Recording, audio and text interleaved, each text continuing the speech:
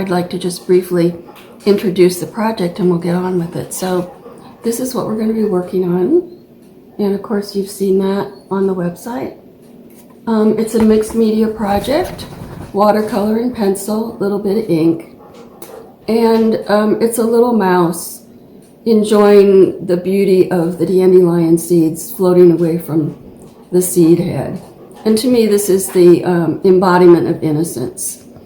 And when I create my art, I like to create something that brings a smile to the face of the person who views it, and also that brings a smile to my face when I view it and also when I'm creating it. And I often like to use a little bit of text with my art so that there is also a specific message there that gives not only a smile, but some food for thought. Hi, we're ready to start on our project. Yay! Art, it's always fun. So first, we're just going to take a few minutes to go through the supplies we're going to be using. And first and foremost, we have 2 pieces of mixed media paper, 9 by 12. I prefer mixed media paper to watercolor paper because I like the smoother texture, but you can use watercolor paper if you prefer. So we're also going to need some tracing paper to transfer the design, pencils. I use a H, an HB, and a 2B, and in case you're not familiar with those terms indicate the softness or the hardness of the lead. So H is pretty much right in the middle, or I'm sorry, HB is right in the middle, and then H is a little harder and 2B is a little softer. And I prefer mechanical pencils because they're always sharp. So I have a different pencil for each hardness of lead, and I have them labeled, and I just keep them loaded up with the correct lead, and I'm always ready to go. So much for colored pencils.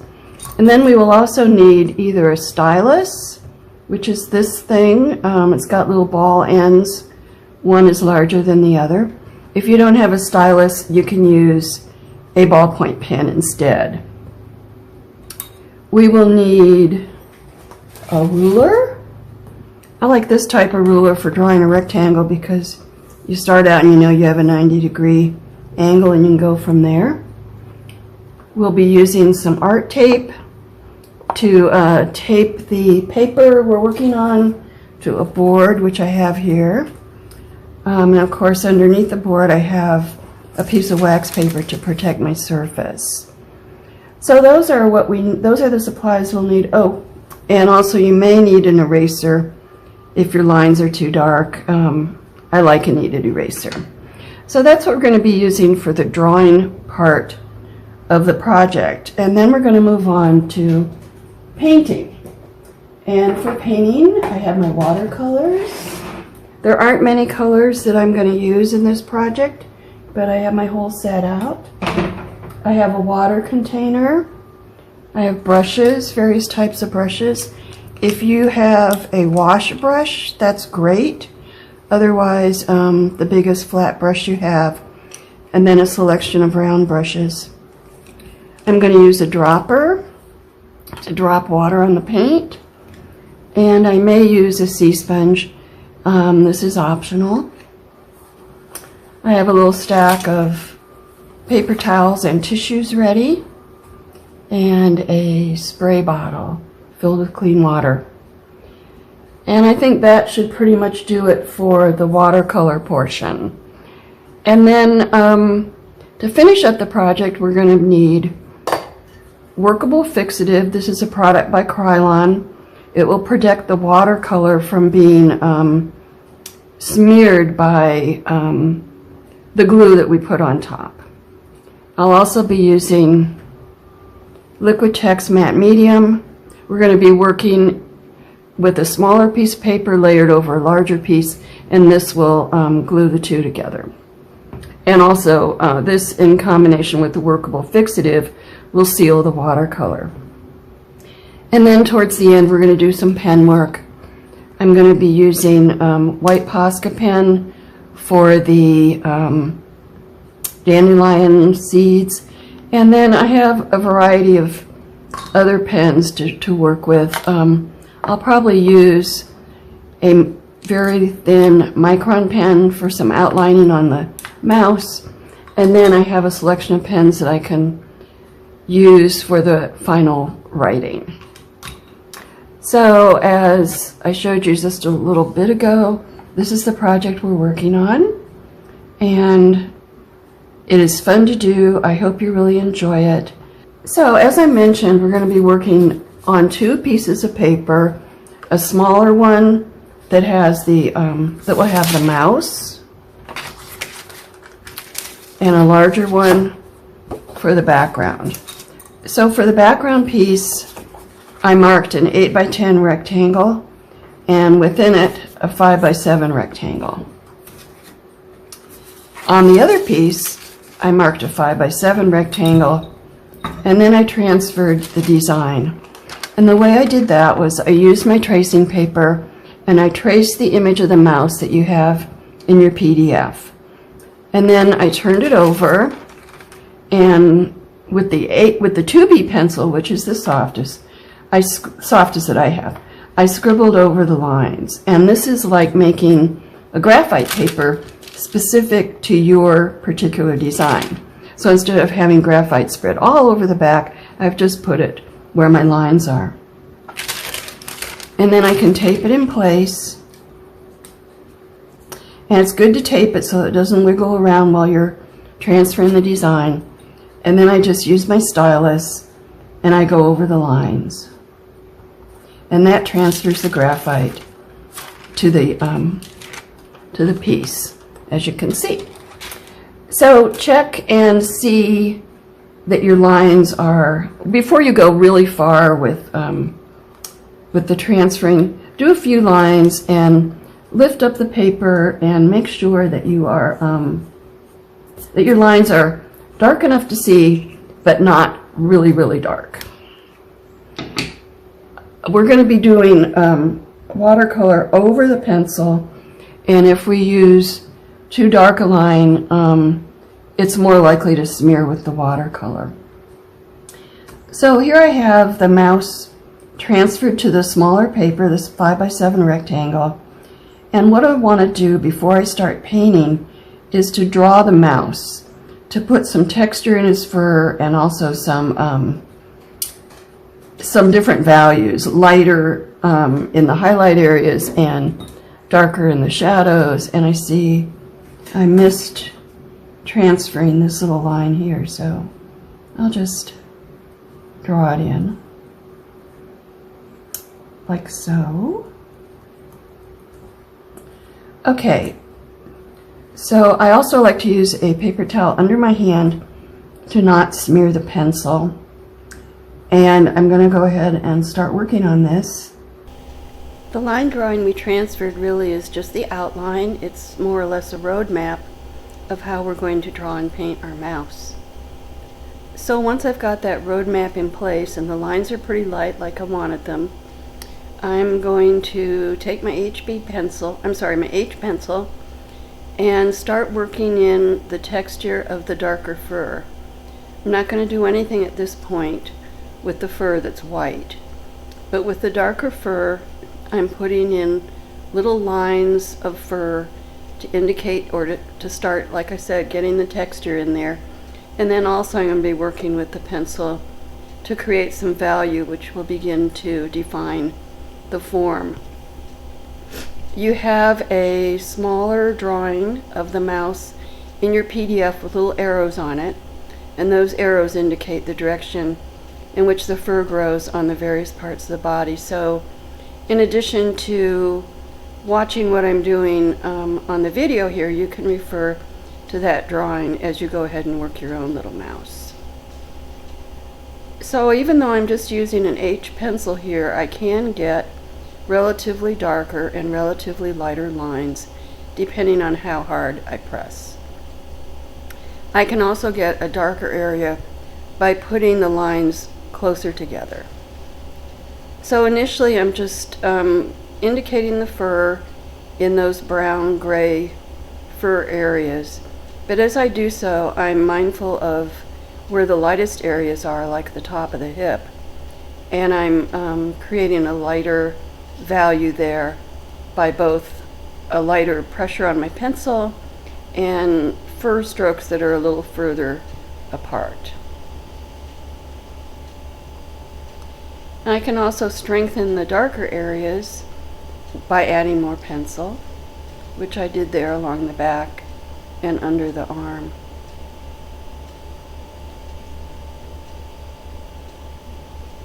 The fur lines on the arm are pretty interesting in the direction they go, and I would urge you to take a close look at the drawing in the PDF to get those correct. And I'm also strengthening any of the lines that are outlining the white fur. But other than on the feet, wherever there's fur, I'm not doing a straight continuous line. I'm doing smaller choppy strokes like fur. I'm also always keeping the paper towel under my hand. The pencil, as I said before, will smear, which is not what we're looking for. So there we go. Okay, we've done our drawing and now we're ready to start the watercolor. I have taped each piece to a board. I don't find that this paper warps a lot, but I also don't want it wiggling around. So here's the board with the drawing, but I'm going to start with the other one, the board for the background. Okay, now I have my paper towels, my sponge, my dropper, my brushes, some tissues, which are going to be important on the piece with the mouse. I also have a mixture, a wash that I've mixed up with indigo and Prussian blue. Now, before I put any paint down, and I'm going to use my big wash brush because I find it easier. If you don't have one, just use as big a brush as you have. And I find it that the paint goes on better on a wet surface. So I'm just dampening it with some water, and now into the wash. Now I'm not going to try and make an even wash. I think mostly because I know I can't do it. And so I'm not going to try. I'm looking for some texture, some interest, and not perfectly smooth. Got kind of too much water on here, so I guess I think I'll blot it off actually. It's just too much, too damp. And I've got the nice lovely texture of the paper towel, so I think maybe we'll leave it like that for a little bit to dry off and switch to the mouse. So the mouse, as we see in our sample, most of the color in the background is at the top, and the center part is pretty light, and then on the bottom we go for the green. So that's what we're going to be looking for here. And also on the mouse, it's really important for every layer of paint that you put up here to dab it back with a tissue, because we want that seed head to be very light. As with the background, I'm going to start out by painting with clean water around the edges of the mouse. And this is to help the paint go more smoothly onto the background, but also to stop where the water ends, which is at the edge of the mouse, so I don't get paint on her. So I'm using my large flat brush, but not my big wash brush, and going ahead and putting the first layer on the sky. Now I mentioned before dabbing away the area where the dandelion seed head is, and what I'm doing instead is just avoiding painting over it, but of course you can paint over it and then dab it back. put a few drops of water on to get some texture started. And now I'm back to the background piece, adding some more of the wash. And this time I don't have too much water in it, and I put some water drops on to start the texture. Back to the mouse, there was some water pooling at the top, which I dabbed away. And I am creating a green mixture for the ground around the mouse's feet, and applying the damp water first before I put the green on. And then there goes the green.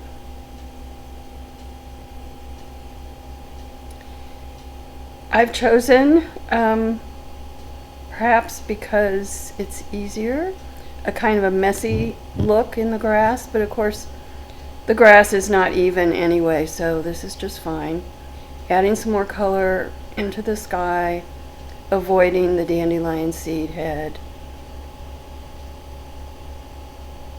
Bringing the paint down a little further and where it's thinner, and then finally thinning it, feathering the edge with a clean brush, and taking some stray paint out of the dandelion seed head thing.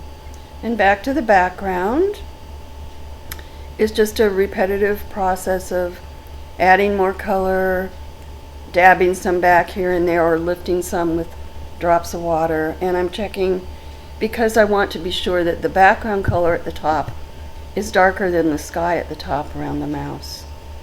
So back and forth until I'm happy. And then for the last step, for the background, I spray it with a spray bottle. And I was dabbing away some puddles there, and then back to the mouse to get that background a little darker as well. So if you are an accomplished watercolor painter and you want to do some other things like salt, for example, that would be fun. Go ahead. I am going to just add the little bit of green for the back of the seed head and the stem. And I'll probably deepen that, work with it more when we come back to paint the mouse. But that's it for now. Okay, so next time we'll be painting the mouse. We will be probably adding more pencil to the mouse, and then doing our detail work with the pen. Just seeing a little area there that didn't get any paint, so correcting that, softening the edge, and I think I'm good.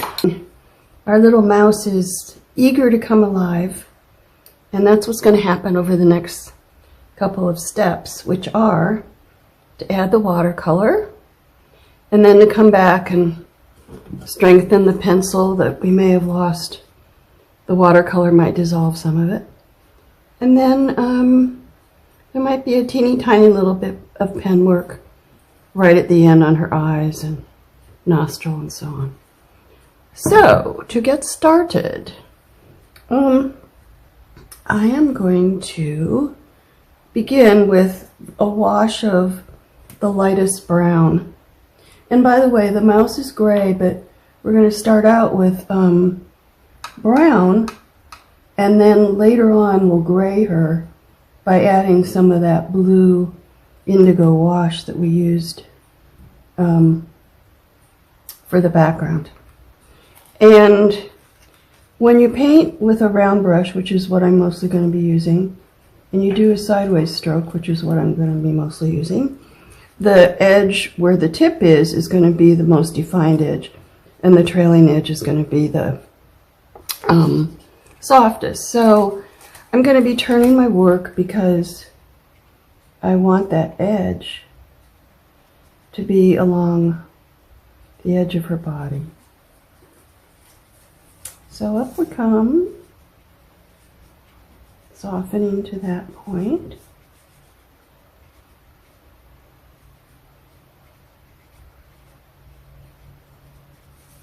And the face.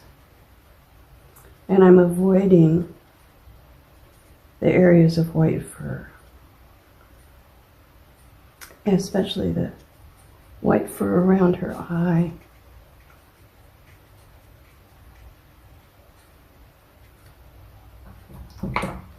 Taking the water out, or the paint out of the brush, coming back with some water, softening up these edges, and removing from above the eye there.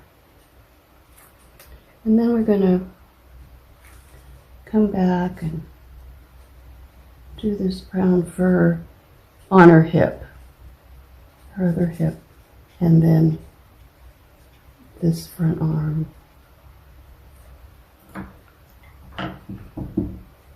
So already with just that one layer, she's starting to show signs of life.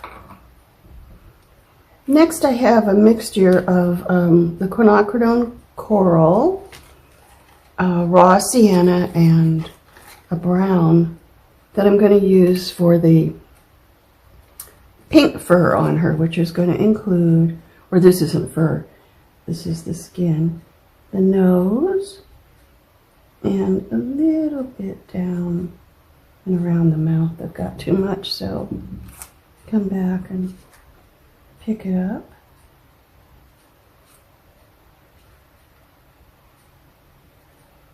Soften the edge. Inside the ear.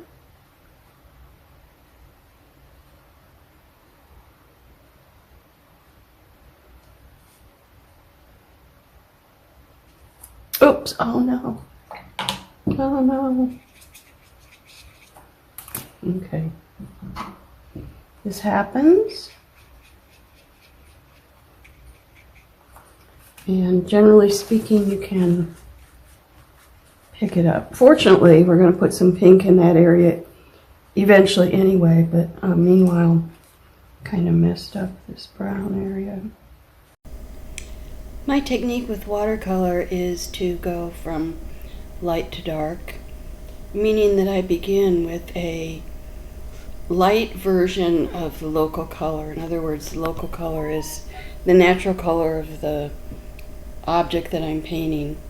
And then after that first area is down, I just continue to build color by adding more layers. And in the subsequent layers, I'm always avoiding the highlight areas from the layer before. So, in other words, the color of the very first layer is going to be the color of the highlights everywhere on what I'm painting. So now I'm into the second layer of brown, and as you can see, I am concentrating on the areas that are darker, that are in shadow, and leaving those highlights untouched. I put the pinkish tone on the areas that are skin, the feet, the nose, the hands, the inner ear, and now I'm just adding some more in the shadow areas to obviously deepen the shadows, especially in the inner ear. It's always good to test the color before you commit it to your piece, which is one of the reasons I like to have, even though I'm only working 5x7, I like to have the whole sheet of 9x12, and I can use that extra space to check my colors before I put them on the piece.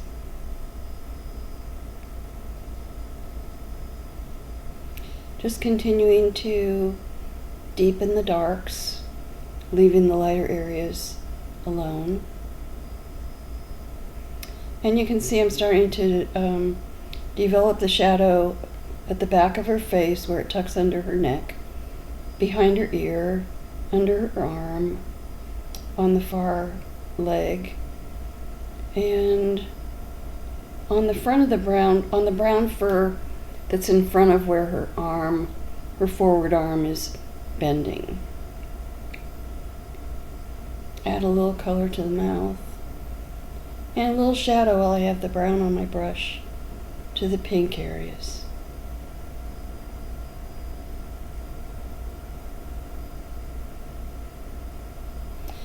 I like to put shadow on white using a color I just love, manganese blue.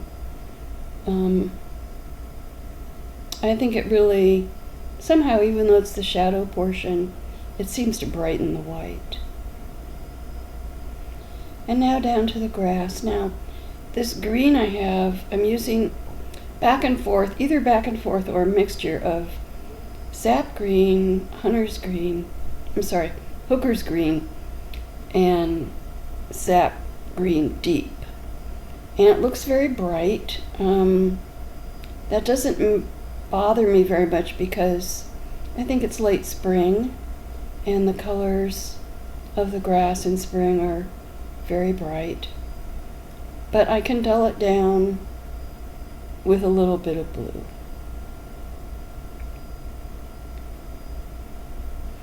And you notice that I keep rotating my piece so that I'm able to put the point of the brush on the area where I want, on the side of the piece I'm painting, that I want to have the sharper edge.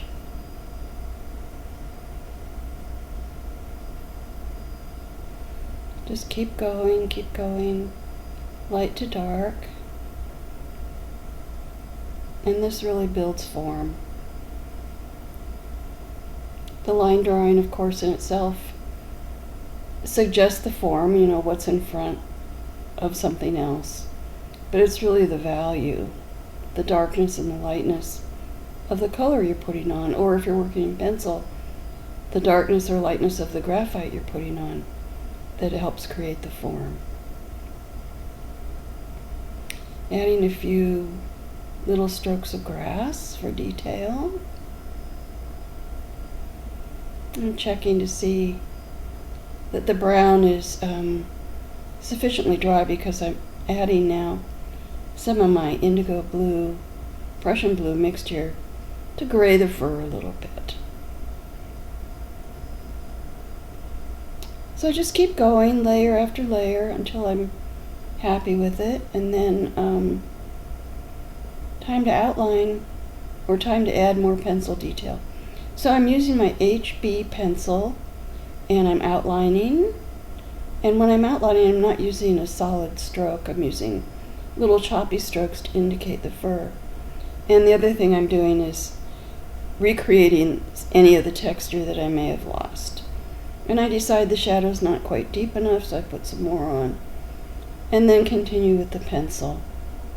So with the pencil, not only am I adding texture, but I'm also crisping the edges with the outlines and adding form by putting more pencil in some areas than in others.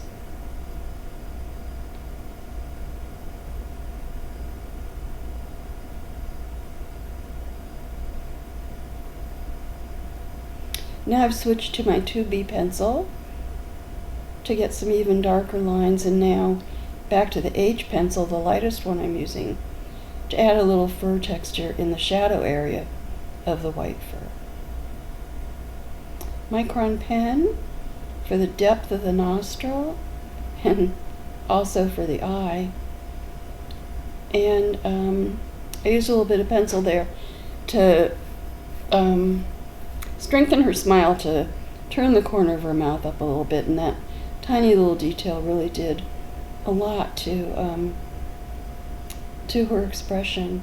And here I'm using pencil under the feet to strengthen the shadow, and more pencil to strengthen the shadow under her arm and at the back of her head.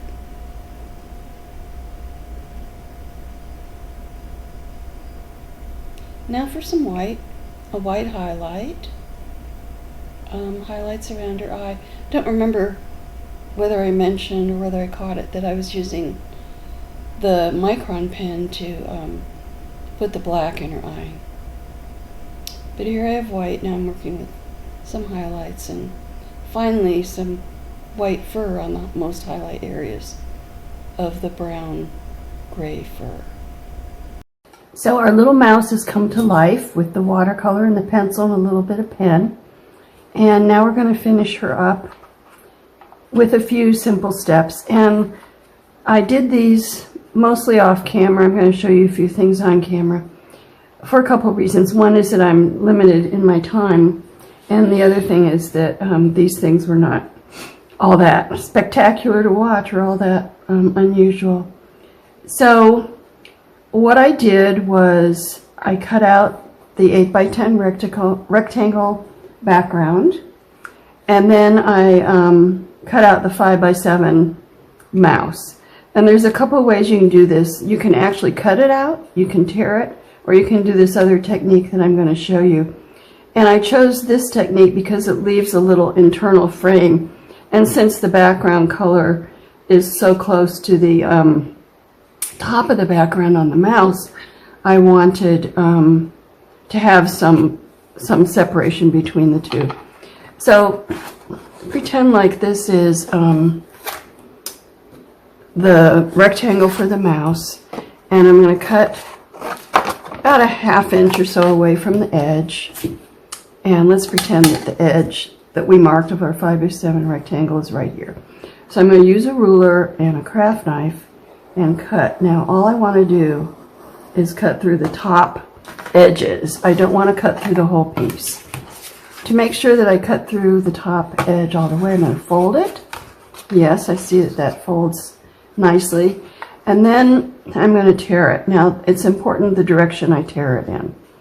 So I'm going to have the piece I want in my left hand, the scrap in the right hand, and I'm going to pull right hand up. And that's going to leave the clean edge where I cut, but a raggedy edge where I'm tearing. So it's as simple as that all the way around. Now this is a very white, and what I chose to do on mine was just take a little bit of that indigo wash and run it along here just to take it back just the very smallest bit. Oh, and I should have said also that before I did any of this, any of the cutting or tearing, I sprayed both pieces, the background full sheet and this, with my workable fixative. I made sure I had a good layer, because that's what protects the watercolor from lifting or smearing whenever you put anything water-based over it. And I am going to be putting water-based over it because I glued this piece on, and then I will, with the matte medium, Liquitex matte medium, and then gave a coating to the whole thing to give myself a good surface to do my writing. So Krylon workable fixative, cut, tear the edge of the mouse, maybe put a little very tiny bit of the indigo wash on here, and just to make it a little less startlingly white. At that point it was time to do the writing, and I used a number 3 micron pen by Sakura, and I just did it kind of around. You know, I wasn't trying to make it perfectly balanced or on straight lines or anything. I just wanted it on there kind of organically. And as it turned out, there's more writing on this side, which is fine because our attention is going this way. So this sort of grounds that back corner. So now I want to show you how to do the dandelion seeds. First of all, I'm going to work with a medium tip white Posca pen, a fine tip white Posca pen, and an HB pencil. And the first thing I'm going to do is indicate the tip of the flying thing, which is actually the seed itself. And then I'm going to take my thinner Posca pen and take some straight lines off of that. Then my medium tip,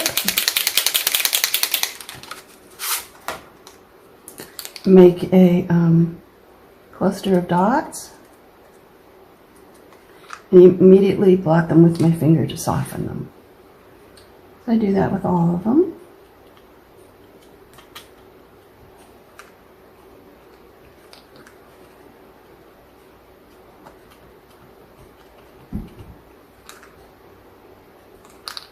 I should have said also that although I did the writing before any of this, I actually put the writing on the top after I was done with the dandelion seeds, because the writing goes over that space.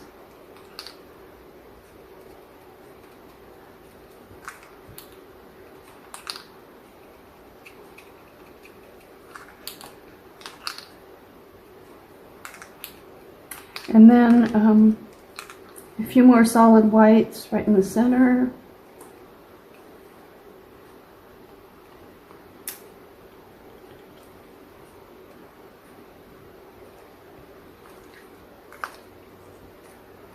And then the final step, back to the fine tip micron for just clusters of tiny dots all around the edge.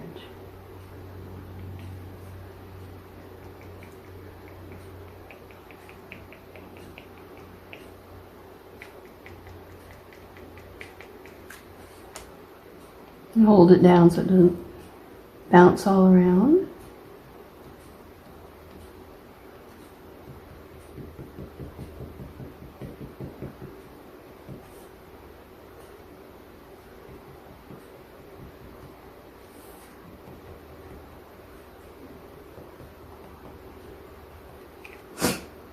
And I did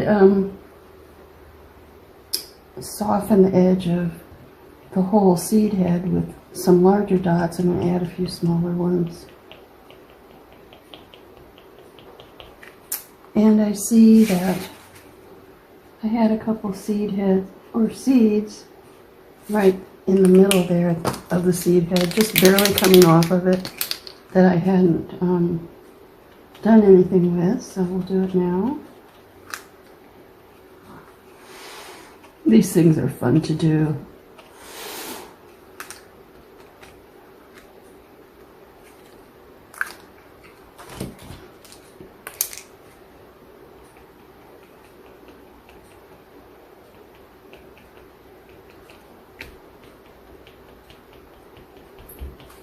Okay, and there we are. I added the text at the top using some stamps and stamp pad. You can do that if you have the stamps. You can handwrite. I guess you could even cut letters from a magazine and arrange those up there, but this was what I chose to do. Now, we've got the original here, which in some ways I like more because the background is more less even than on here. But I like them both. They're both very similar. Oh, and this background here is lighter, right behind the mouse. On my original, I glued it to a piece, 8 by 10 inch piece of MDF. Now the mistake I made, if you want to do the same thing, do not make this mistake. You need to seal the MDF before you use your matte medium to adhere your piece to it. I didn't do that, and I think that's why I got these wrinkles in here, which I'm not happy with, but they're not that bad. So just for fun, I have an antique frame. I'll show you what it might look like. I think that's kind of cute. The gold I might want to tone down a little bit, but that's what it might look like framed and ready to hang as a spot that you will see it very often. So that's that for our wonderment, our little mouse. I hope you enjoyed the project. I know I enjoyed designing it and making it and sharing it with you. I really enjoy doing artwork that has a small amount of writing on it. It makes it inspirational to me. And I'll read you what this says. It says, wonderment, the gift of amazement at the common things, the rising of the sun, the sparkling of the stars, the sprouting of a seed, dandelion fluff floating in the breeze. You're welcome to use that text if you want, or create your own. I like to create art that gives me a smile when I look at it, and then when I read the text, yes, gives me a smile, but gives me also a little food for thought. So there you are. Thank you again for joining me on this project. Like I said right in the beginning, I know how precious your time is, and I appreciate your spending it with me.